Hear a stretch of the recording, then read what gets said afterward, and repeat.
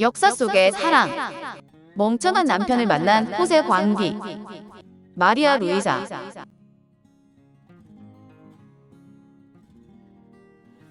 1700년 카를로스 2세가 후계 없이 사망하면서 스페인 합스부르크 왕조가 막을 내리고 프랑스 국왕 루이 15세의 증손자 펠리페 5세가 즉위하면서 부르봉 왕조가 시작되었습니다.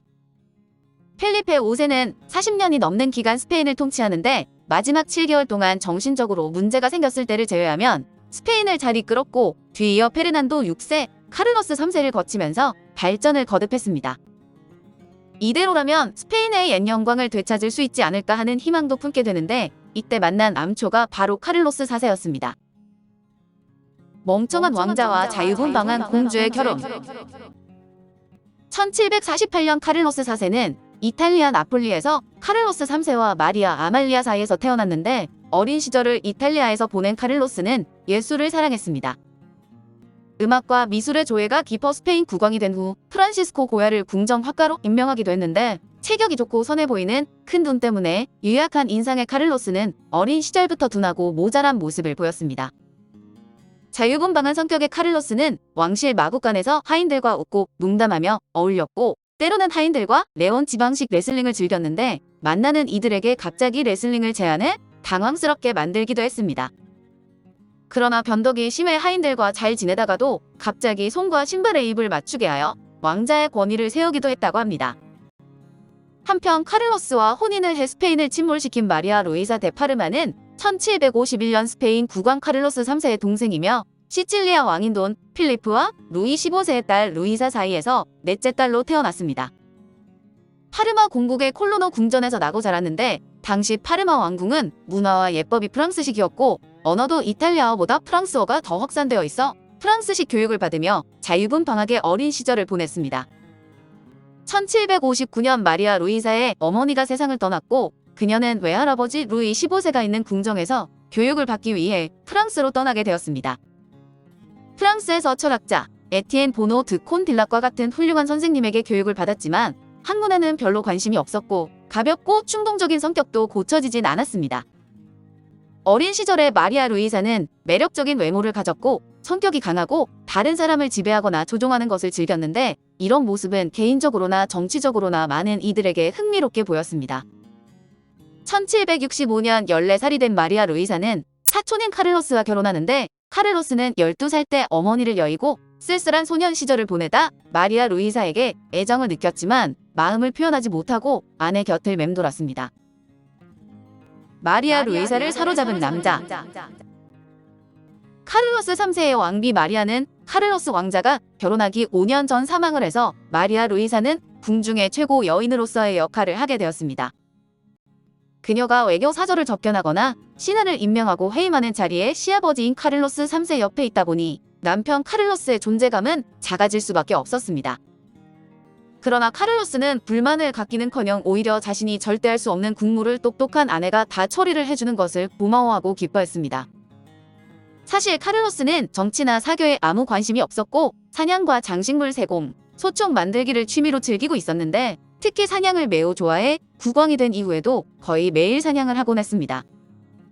훗날 스페인을 방문한 나폴레옹이 카를로스에게 정치 수행을 어떻게 하는지 질문하자 카를로스는 하루 종일 사냥을 한다고 말해 그가 사냥을 얼마나 즐기고 무능한 국왕인지 증명합니다. 그런 와중에도 아내에게는 충실했던지 마리아 루이사는 거의 1년마다 임신을 해서 결국 10명의 자식을 낳았는데 카를로스는 늠름한 체격의 체력도 좋아서 그것을 아주 자랑스럽게 생각했다고 합니다. 가끔 밤에 변장을 하고 마드리드 뒷골목으로 나가기도 했는데 워낙 힘이 좋다 보니 강도의 습격을 당해도 물리치고 도망을 칠 수 있었다고 합니다.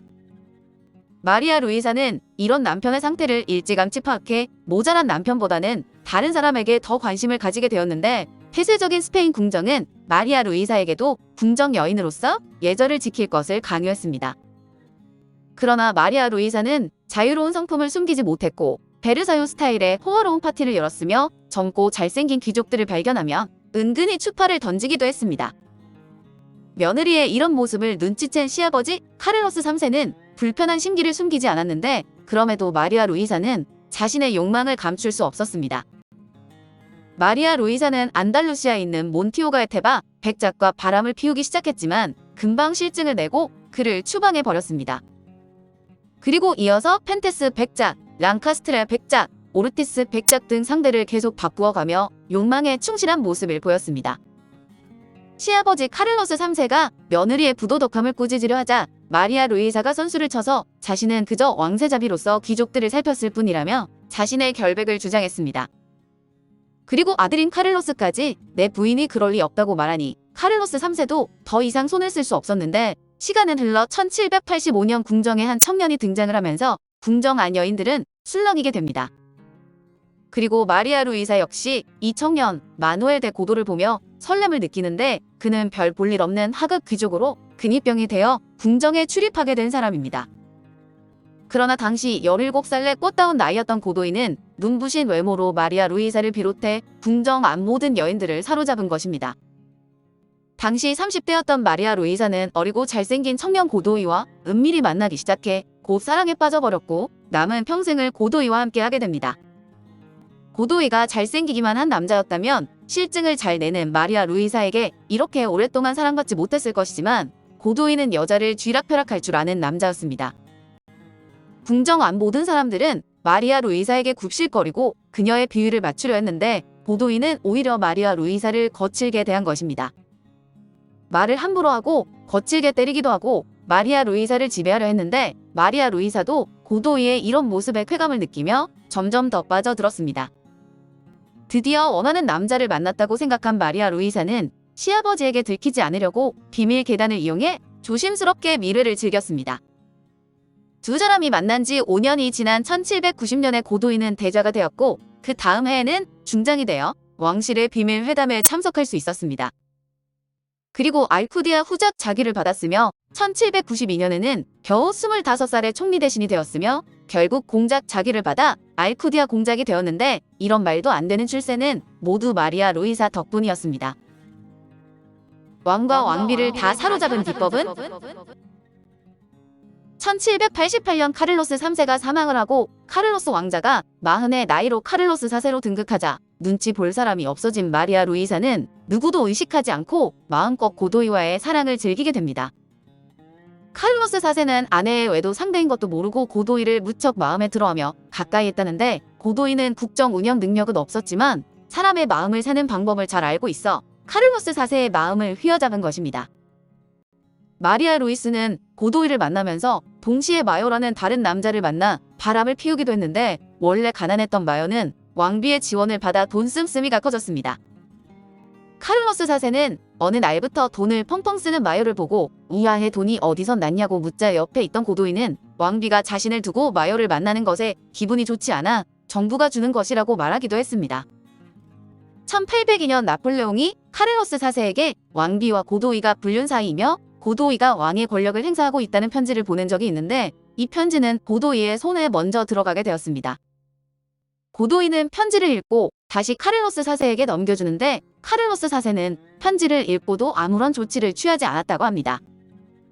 처음에는 아내의 불륜을 몰랐다 하더라도 차츰 주위에서 말해주는 이들이 많았음에도 눈 감은 카를로스 4세는 복잡한 정치를 마리아 루이사와 고도이에게 미루기 위해 모른 척한 것이 아닌가 하는 생각이 들기도 합니다. 마리아 루이사는 젊었을 때 아름다운 공주였지만 이때쯤에는 모습이 많이 달라져 있었는데 여러 번의 출산으로 피부도 거칠어지고 치아도 대부분 빠져 진주로 트윈이를 해 넣은 상태였습니다. 19세기 스페인의 거장 고야가 그린 카를로스 4세의 가족이라는 작품이 있는데 카를로스 4세와 그 일가를 그린 그림으로 왕과 왕비의 초상을 그린 작품은 많지만 왕실 일가를 전부 그린 그림은 이것이 처음이라고 합니다. 그림 속의 카를로스 4세는 화려한 정장 차림에 많은 훈장을 달고 파란색과 흰색들을 두르고 있는데 그림을 보면 국왕이 중심이 아니라 왕비 마리아 루이사가 그 중심에 있어 왕가의 권력 구조를 잘 보여줍니다. 고도이 역시 30을 넘기면서 살이 찌고 청년기의 그 풋풋함은 사라지지만 건장한 모습은 꽤 매력적으로 보였고 그에 대한 왕비의 사랑 역시 변함이 없었습니다. 고도이는 여전히 여자들에게 인기가 많아서 집무실 앞에는 그를 한번 만나보려는 귀부인들이 몰려들었다고 합니다. 옷 벗은 마야 그림의 모델로 알려진 알바 공작 부인도 고도이와 바람을 피운 여인 중 한 명이었는데 고도이는 혼자 있을 때 옷 벗은 마야를 보며 흐뭇해했다는 이야기가 있습니다. 마리아 루이사와 대적하기도 했던 알바 공작 부인은 40살에 사망했는데 왕비에 의해 독살되었다는 소문이 돌기도 했습니다. 어느 날 고도이가 집무실에서 시녀와 정사를 하는데 왕비가 집무실로 쳐들어와 분노를 표하자 고도이가 도리어 화를 냈으며 사람들 앞에서도 왕비를 때렸다니 왕비를 얼마나 함부로 대했는지 알 수 있습니다. 고도이와 마리아 루이사는 국사를 자신들 입맛대로 처리하고 쾌락과 부와 지위를 마음껏 누렸는데 두 사람의 행동은 신하들과 자식들에게 모두 불만을 갖게 만듭니다. 궁정에서 이들의 관계를 모르는 사람이 없었고 사람들은 지상의 삼위일체라고 비꼬았는데 특히 왕세자 페르난도는 능력 없는 아버지와 애인에게 끌려다니는 어머니를 증오했습니다. 상황이 이쯤 되자 소문을 잠재울 필요성을 느낀 마리아 루이사는 고도이의 아내감을 물색했고 그렇게 선택된 것이 카를로스 3세의 조카인 18살의 마리아 테레사 대 불본이었습니다. 마리아 테레사의 아버지 루이스는 추기경이었지만 성직자의 길을 그만두고 신분이 낮은 여성과 연애 결혼을 했기 때문에 마리아 테레사는 평탄치 못한 삶을 살았습니다. 이때는 이미 부모가 모두 세상을 떠난 후라 수도원에 거의 감금되다시피 생활하고 있었는데 스페인 최고의 권력자 고도이와의 결혼은 곧 신데렐라가 되는 길이라 생각했습니다. 1798년 두 사람은 결혼을 하고 2년 후 마리아는 국왕으로부터 백작 부인으로 임명받았는데 고도이는 결혼 후 얼마 동안은 잠잠하더니 다시 옛 버릇이 도지며 다른 여자들에게 눈을 돌리게 됩니다. 마리아 테레사는 딸을 낳았지만 남편의 무심함에 지쳐갔는데 불행하고 무력한 결혼 생활을 끝내기 위해 딸을 데리고 떠날 계획까지 세우지만 마리아 루이사에게 들켜 무산되고 맙니다. 고도이는 페피타 투도라는 안달루시아 여인에게 푹 빠져 두 사람이 비밀 결혼을 했다는 소문까지 나돌았으니 마리아 루이사는 질투심에 미칠 지경이 되기도 했습니다. 카를로스 4세 왕가의 몰락. 당시 유럽은 새로운 혁명의 물결이 일고 있었는데 1789년 프랑스 혁명이 발발하고 카를로스와 마리아 루이사의 친척인 루이 16세가 혁명군에게 체포되었다는 소식은 매우 충격적이었습니다. 결국 1793년 루이 16세가 간두대의 이슬로 사라졌다는 소식이 스페인에 전해졌고 카를로스 4세는 충격으로 멍하니 서 있고 마리아 루이사는 쓰러져 기절을 하고 말았습니다.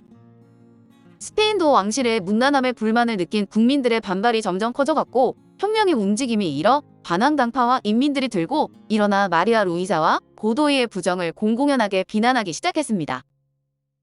고도이의 형편없는 국정 운영 능력의 국가 재정이 파탄날 지경에 이르자 결국 약한 농민들에게 세금을 더 걷어들일 수밖에 없어 전염병과 기근으로 고통받던 농민들은 여기저기서 폭동을 일으켰습니다.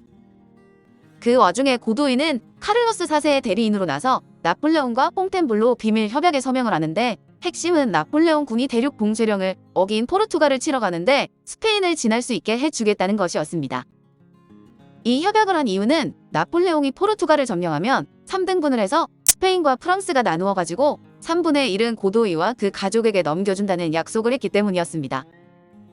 그러나 1807년 말 나폴레옹은 스페인 영토를 통과해 리스본을 점령한 후 1808년 2월 북쪽과 남쪽에서 스페인으로 침입해 들어와 팜플로나와 바르셀로나에 진주해버립니다. 당시 아라누에스 별궁에 머물던 고도이와 마리아 루이사는 아무런 대책을 세우지 못하고 왕실 재물을 챙겨서 해외로 망명하려고 했습니다.